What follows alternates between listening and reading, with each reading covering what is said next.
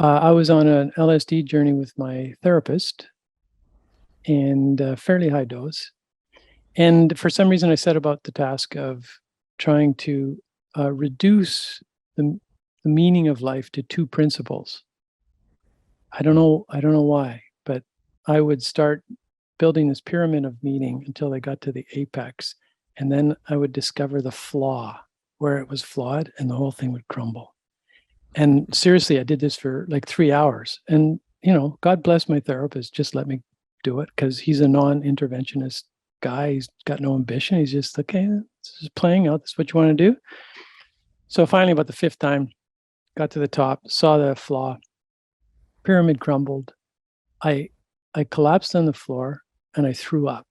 And I saw that I literally sickened myself with this mental, rational process of having to create meaning. But in that moment, I got that meaning hadn't actually gone missing. It wasn't hiding under a rock somewhere. You didn't have to search for it.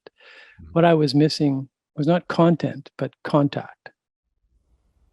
I had so moved into my head that I became hyper rational. And this is the way I compensated for early trauma of lovelessness.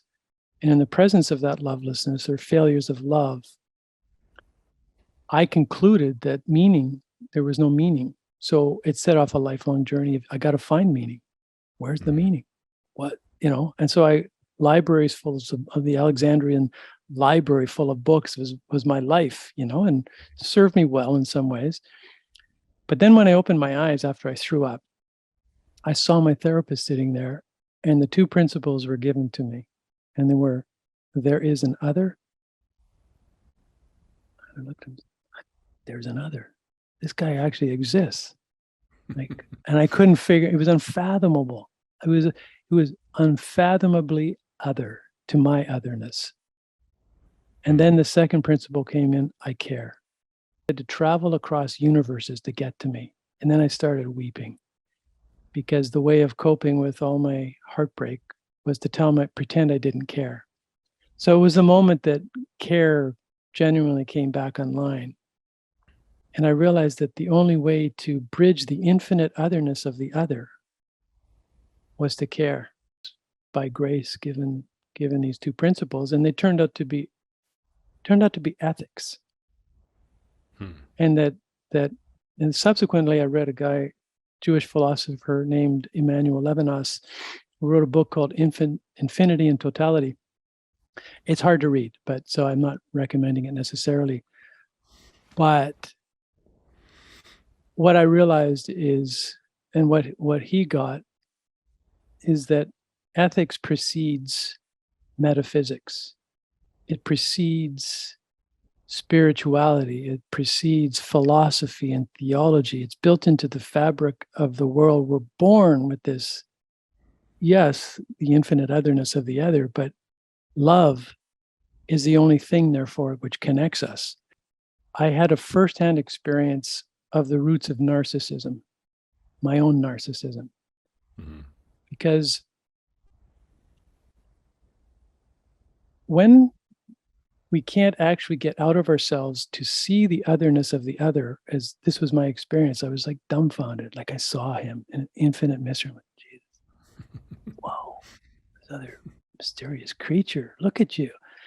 But I there was existential relief because I had broken out of the prison of the bubble of self. And I think that's hell.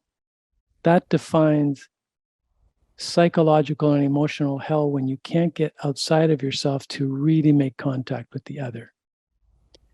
Because in that prison of self, the other exists only in as much and insofar as we can recruit them to reassure ourselves of our own validity, which is the definition of narcissism.